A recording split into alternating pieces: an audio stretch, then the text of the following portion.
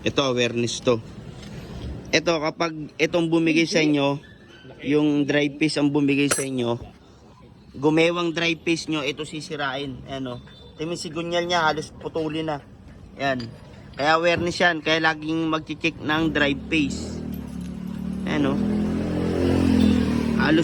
Halos inubos o. Halos mapuputol na. Ang nangyari dyan, gumewang, tumagilid yung takbo, kaya tunog bakal, kinayos yung tagiliran ng Bendix, pati yung sigunyal yan, no? Ito masikip lahat ng tornilyo nito nangyayari ito kapag yung Bendix nyo bumigay, saka dry paste nyo bumigay. Ito. Pag ito bumigay, dry paste, naubos na yung ipin, gigewang to sa loob. Kahit anong higpit ng tornilyo niyan, basta bumigay ang dry paste, sisirain lahat.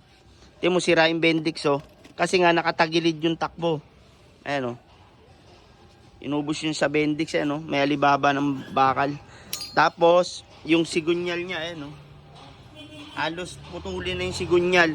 Yan, gagawa ko na lang muna ng paraan. Madali lang yan. Etong nakakabit sa'yo to, pang kickstart to. Kasi ang push start, ito, maliit. Yan. Kaya hindi siya akma. Ngayon nahanap ako ng ganito ng pang push start. Alam ko meron pa ako dyan yung kay Tatay Willie. Ay hindi, dinala yata nito. Oh, wala na. Ito problema natin, ito. Hindi to sasalpak dito. Original harness to ng push start eh. Kickstart tong lever mo. Ano? Ito magiging problema ko. Ito pa isang problema ko. Etong susian mo, kickstart, kinonvert sa push start, naginang ng dalawang wire. Hindi siya tugma rito. Ngayon meron akong ganito na pang push start. Lilipat ko yung pinakabahay. Hindi ubra to, pang kickstart to eh.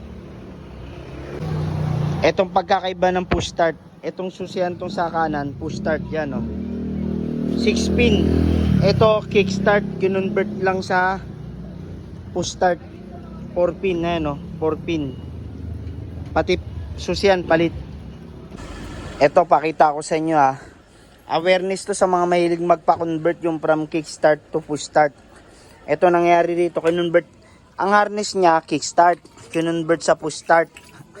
Ito papakita ko sa inyo ang kickstart, hindi po pwede yung harness ng push start sa kickstart. Magkaiba yung sakit na ito. Ayan ito magkaiba to, sakit nito sa harness ng push start. Ibang iba, so magpapalit ng ganito pang push start. Kasi ito pang kickstart. Tapos, etong susian, may pang push start ako, inilipat ko yung ulo. Magkaiba rin. 4 pin saka 6 pin. 6 pin ang push start, ang kickstart 4 pin. Kaya, baka kala nyo, pag nag-convert ng push start, ang papalitan lang harness, hindi. Halos lahat papalitan. Ito, papalitan. Ito, papalitan. Ito, papalitan. Pati yung gauge niya, pang kickstart, 4 yan. Sa push start, 2 lang ang wire ng ganito. May ganito ako pang push start. Magkaiba yan.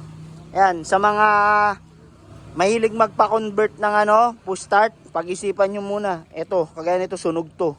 Kaya nawala ng kuryente lahat. Yan, ito binalik ko to sa push start. Yung original na push start talaga.